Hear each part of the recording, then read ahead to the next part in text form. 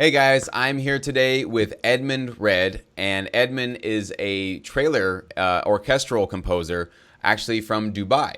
And he actually emailed me just last week, and we were talking back and forth.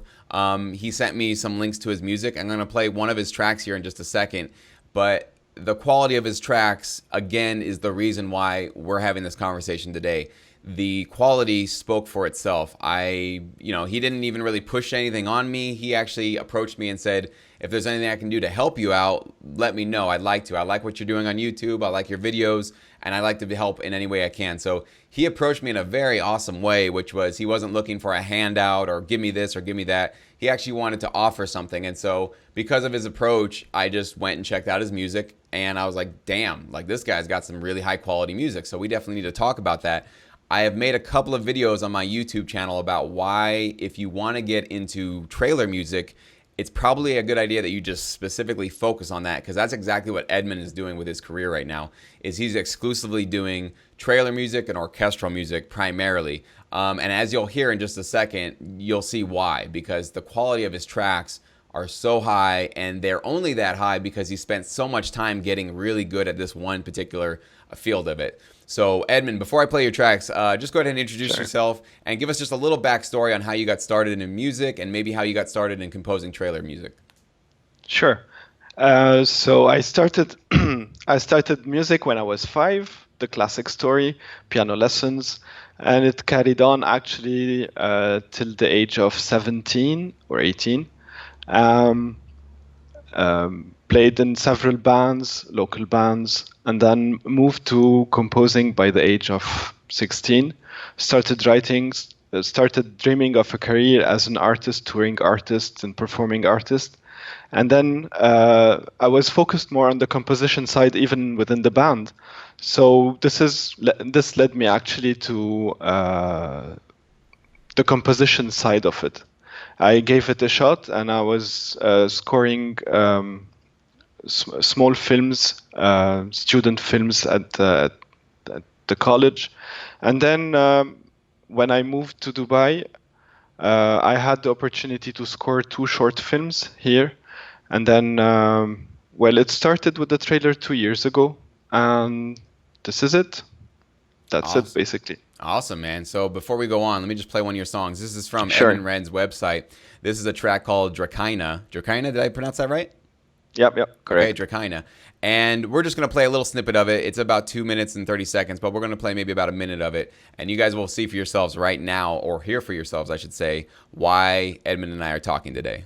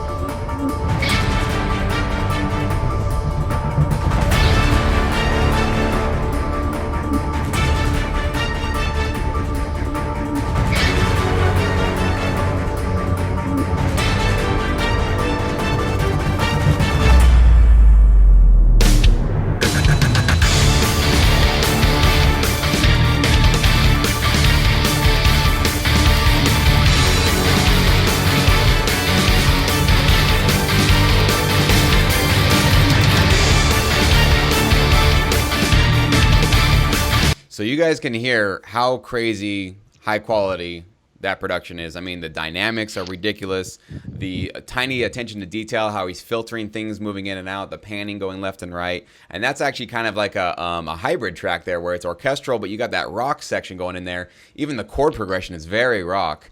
It is. But it has all these strings, these epic strings, and it just gets you all pumped up. So, first of all, Edmond, thank you for making inspirational music, because hearing music like that just gets me so excited and makes me want to actually be a better producer and composer too. So I'm sure everybody watching now is much more inspired than they were just a minute ago. So thank you for your hard work, man. Thank you, Jesse.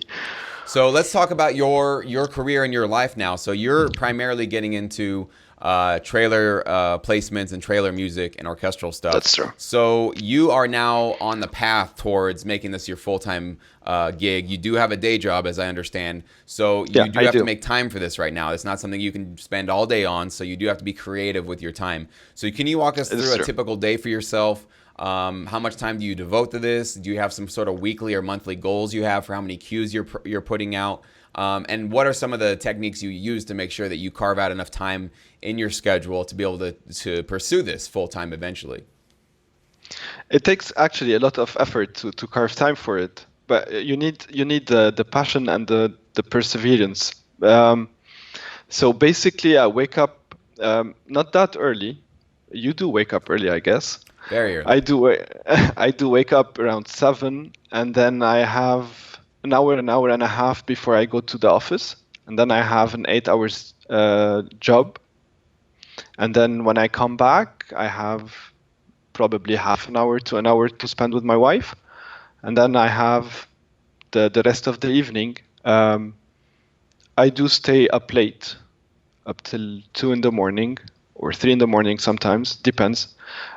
Sometimes if I'm collaborating with a singer in the States, due to the time difference, I do stay up all night. So it's not an easy thing. And then on the weekends, I have a full day for me.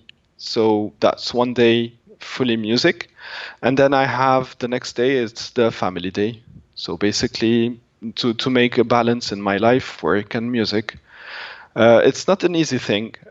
You did talk about that a lot in your videos, and it's true that I do music for film and TV, but to be honest, I don't watch TV. I don't have time to watch TV. But that's the business. Yeah, I actually don't own a TV either, or have cable or anything. So I that's why I don't really catch a lot of my placements either. But it is one of those ironic things that we work for an industry that we don't really even participate in on the consumer side of it. Luckily, there is an industry out there though that does want our music and does want to pay us for it. Exactly. So I agree with you that like you essentially you make a lot of sacrifices socially. Your social life takes a little bit of a back seat. Your family, That's like true. you said, I think that's very wise though, that even though you do need to make time to compose music on a daily or weekly basis, you cannot like, you got to maintain some semblance of balance in your life. If you do this 100% and you just shut the door in your studio and your family can't see you and have access to you, your life will fall apart, and then you're definitely not going to succeed with this. It sounds like That's you have true. a very supportive wife, a very supportive family around you that believe in what you're doing. Yeah, my wife is extremely supportive. She's the one pushing me, and actually she's my first critics. So not the kind of just saying it's beautiful or it's nice or whatever. So whenever it sucks, it sucks. That's awesome. That's great. I mean, Yeah. I mean, that's so rare. Most people don't want to hurt everybody else's feelings, but the fact that you guys can be so honest with each other, and it's okay to be honest with each other, that's a really great thing. Exactly. Yeah, it sounds like the sort of fundamental common theme I'm hearing from people who are able to carve out time like you are and actually are being consistent, right? There's a lot of people that get excited about this business. They make a bunch of tracks in about a month, and then like you don't hear from them forever. And it's because they got distracted or something else happened. And a lot of it comes down to having a supportive network around you, having a family, having, loved ones that really care about what you're doing and can actually say, listen, we're going to help you. We're going to help you make the sacrifices needed to get this done. So if you don't have, the word to the wise here, watching this video here, if you don't have a supportive group like that around you, you better start getting one. Because you're only going to be successful as the people that you surround yourself with. And if you have people around you that are, even if they're secretly doubting you, maybe they don't tell you to your face, they don't think you can do it, but they don't really give you active encouragement and they don't really help you make the sacrifices needed, you're never going to be, like I always say, if you're hanging out with like 5 douchebags and you're the 6th person there, you're not going to be the one cool person hanging out with a bunch of douchebags. You're just going to turn into the 6th douchebag, that you're just going to turn into them, right? So this is what human beings do. You sort of accumulate to the people that you're around. So if you have 5 people in your life that don't believe in you, it's very unlikely that you're just going to be the one that you're the crab in the bucket that made it out. and they're not going to, be excited and encouraged by your success. So it's definitely something to keep in mind and consider, that you're only as strong as the people you surround yourself with. So that's great to hear that you have a good foundation. Now, let's talk about your production process. You have some pretty amazing, huge sounds that you're working with there. But as we can see behind you, you have a pretty humble studio, right? I don't see a multi-million-dollar studio behind you. I don't see a string section out there. I don't even see really a recording area. It sounds like most of what you're doing is coming from directly inside of your computer, your iMac, it looks like there. And you probably have external drives with a bunch of plugins and sounds. So can you kind of just give us some of the sounds that you use? What are the process? What's the process for how you choose your sounds? All that good stuff. Sure. So basically, the rig that I have is an iMac. It's a 2010 iMac that needs a heavy upgrade now. Basically, I got an audio interface just for the sake of getting my my speakers, my monitors out. So I barely use it. I do use it sometimes to record the acoustic guitars or vocals, but it's just sketches, nothing fancy. I have a 49 MIDI controller, and I have the 88 piano that is there. So it's a digital piano. This is for my practice actually, and my sketches, my ideas. I usually sit on the piano and then play for hours, and I get an idea. So I go back to the computer behind me, fire my DAW, and then record my idea. It all starts basically with a melody. This is how I usually tend to compose. I've been trying to move around this technique and try to start with a beat, for example, or a bass line, or a riff. Like Drakaina was a riff that was going in my head. So these kind of exercises, when you have a routine, it's a good thing to have a routine. But sometimes to get more ideas, I guess you just change one thing, and you have a different perspective and approach. I'm a big fervent of going with whatever you have. So just know the rig that you have, know the instruments that you have, know the libraries that you have. It doesn't really matter if you have the most expensive library out there and you don't know how to use it. So basically, as you can hear, the strings section is basically the most important thing. So what I did, I actually had books and read books about the string section, how a violin works, how a violin player would play actually violin. I have a violin friend. I called him several times, and he was just coming for a visit. And then I asked him several questions about the string section and the string, the violin, the bow, and everything. So whenever I'm doing that, all the things that I'm doing are MIDI driven. So the only thing that you have to do is to really understand. You actually had a video today about the minimal stuff. So all the automation that you had, all the details that you go into, that would make your sound library different from others. I see. So I can give you names of libraries, but if you get them and you don't know how to work them, it won't work. It won't work. So basically, my go-to library is Spitfire Audio. This is the startup. And then I have like a bunch of older libraries that I still use. Few of them are dated. I try not to use them, but sometimes they still sound good. So basically, this is it. Nothing fancy. So essentially, it's like I've made this analogy many times where it's about the pilot versus the airplane. That if you have a state-of-the-art airplane and you have millions of dollars of equipment and technology going into that airplane, but you got a pilot who's drunk and doesn't know what he's doing and starts hitting buttons, you're crashing. The whole thing comes down.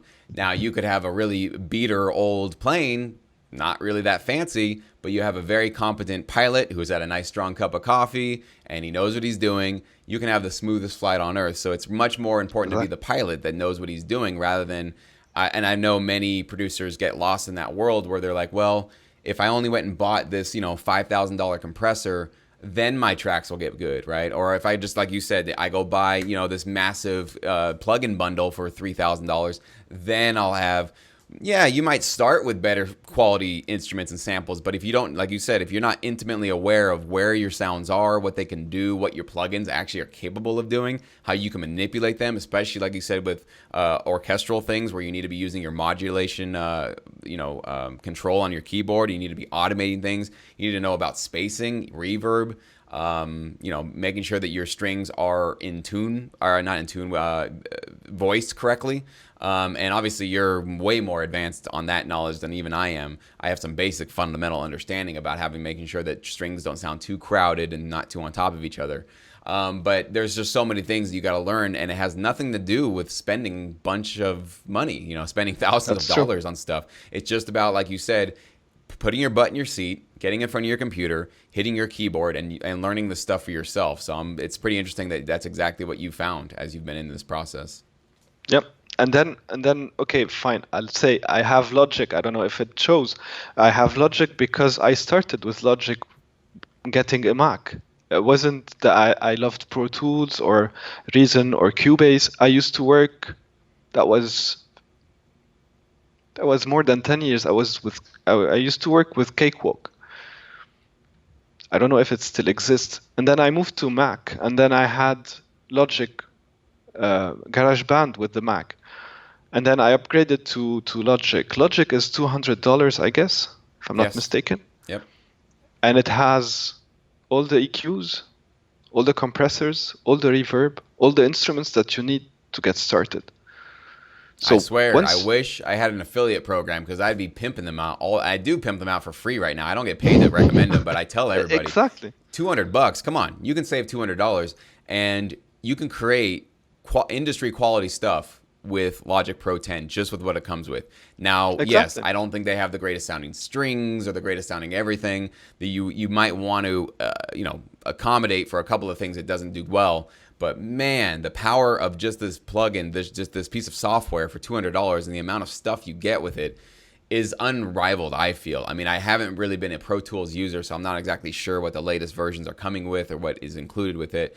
But I'm a huge Logic Pro fan. I feel like Apple always delivers with their upgrades and their updates. I was even a late adopter to Logic 10. I was on Logic 9 for about 2 years, I think, until finally, I think I was going to mix somebody's song and they had composed in Logic 10 and I couldn't go back and forth. And it was a big budget and I couldn't say no to it. So I was like, you know what? I'm going to have to just bite the bullet and go to Logic 10. So I finally did. And I'm so glad that I did now. Logic 10 is a beast. Yeah. It's great. No problems. It's just like everything we all, even myself, we get scared of change. And when there's a new version of it, you're like, do I have to go learn something new? And but I got my system now. It works. But like you said, you change one little thing. In this situation, it was a software program basically. And my production changed. The way that I made music changed. It's a small change, but just having a little bit of a difference in how you even look at your DAW will change how you approach your music process. So even just putting a new sample into your music will change it. But let me tell you one thing. It's not the DAW. Again. So you might be on Logic, which is a great software.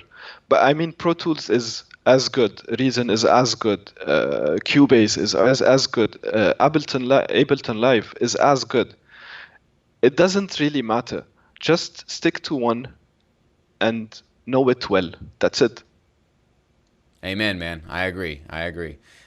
So, man, that's so great. So you're now in a position where you're doing these trailer tracks and getting some placements that way. So what is your sort of long-term and short-term plans as far as, do you have a timeline set for how many tracks you want to be getting done per week, per month? And then do you have a sort of yearly progress report where you want to make sure that hey, within X amount of years, I want to be doing this full time? Have you thought about your career in those terms yet? Or do you just on a week by week just keep cranking stuff out and just build up your catalog that way? The initial plan was actually 5 years. I had in mind to give myself 5 years to see if it works or not. And then it all changes actually week by week. So for a couple of months last year, I was just writing music for the sake of writing music, and then got few deals with libraries, and then jobs started pouring like crazy, and I had to deliver tracks. But still, with that, I managed to keep a certain pace, so not to overflow myself with a lot of work and then stay for like 2 months doing nothing, or exhaust myself to a point where I couldn't work. So I try to keep a certain routine and a certain habit pattern that I work with. I don't put like small goals of finishing a track a week. I just give it the time it needs. Um, there's another thing actually, that looking for perfection in a track, you should let go at some point. So that's also that was hard first, because you want the track to be the best track ever, and then after a couple of tracks, I realized that my best track is the next one. So I don't really I put all my heart, all my blood in it, but when it's done, it's done. Time to move to another one. So actually, it takes me around a week to 3 weeks to finish a queue. Sometimes longer, sometimes shorter. Sometimes I have the melody, the structure. Now, for the structure, the trailer structure, it's a bit different from regular queues, because you have like 5 pieces, 5 part of the queue. So it's set already. You have the intro, you have the build up, you have your climax, your second climax, and then the outro. So you have the structure. All you have to do is to put the melody in there. So sometimes it takes a day to carve all the melodies and to put the structure in place. Sometimes it takes 2 weeks. But I usually tend to finish a track every 2 weeks. Okay. That's where an you normally average. average, yeah. Do you use templates, project templates, where you basically have preloaded, like let's say you normally are always using, strings and trombones and this. Do you normally have preloaded sessions that you start with and then you can kind of customize those? It's actually I've set not a template but group of instruments. So if I need the string section, I call up the string section. I have all the instruments loaded. Oh, that's So awesome. instead of going through the library and then set it up again every time, so I did my sound, the string section. I have the short strings, the long strings, the brass, the woodwinds, and the percussion. So it's the orchestra. I've set everything, like the panning, even the panning, because of the classical studies that I had in music. I replicated actually the orchestra, the panning of the orchestra within Logic. So whenever it's loaded, everything is loaded, and that's it. So the instruments are loaded, and I just play and record. That's awesome. So you can just let the ideas come out. And it seems like that sounds about right, because trailer music is, like I said, very complex. It requires lots of tracks, lots of stuff going on, lots of considerations. So it's not like a simple trap beat or a simple rock groove with drums and that kind of thing. So it would make sense that it's going to take you a little longer than it would be for me to just crank out a couple of the cues that I'm doing. So I guess, yeah, that would be about what it would take. And I think the way that would even itself out is that, like, a lot of the upfront payments you can get for trailer placements can be a lot higher, actually. It depends. I know some are low, some are high, but I've definitely heard personal stories of people getting large checks for it. Obviously, major motion picture ones. So I know that you're in the process of getting yourself built up to that point to get to those ones. But that kind of quality of music is You're so talking rare to come about across. But go ahead. you're talking about upfront fees, or are you Yes, upfront talking about? fees. Upfront fees. Okay, not the consideration fees. Well, I'm talking about sync fees.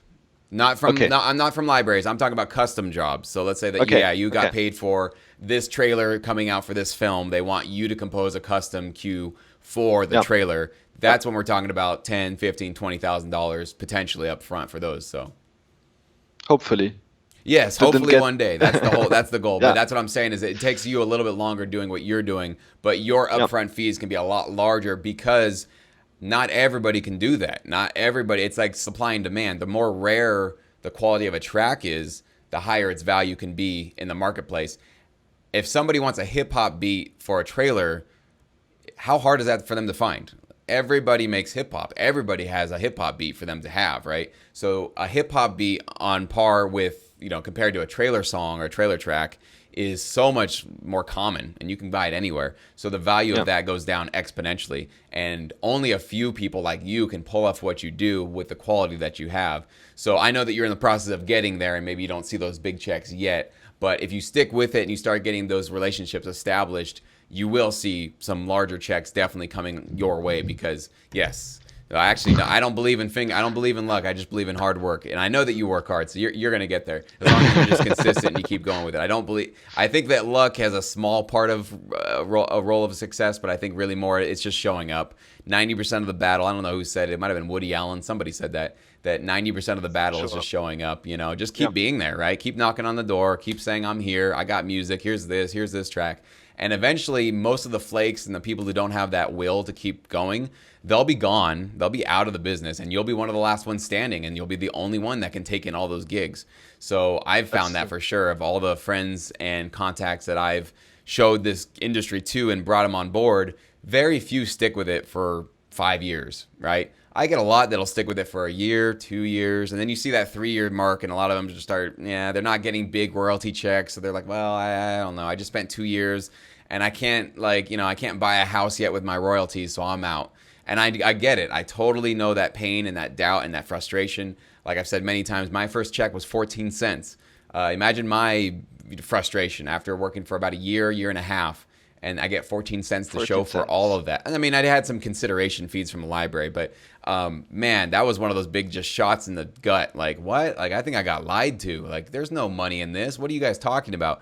But then the next check, it was like, maybe $20 or whatever it was, and then went to 100, then to 500, and then it got into the thousands, and it was like, oh, okay, so it's about consistency and reliability and long-term success. It's not get rich quick scheme.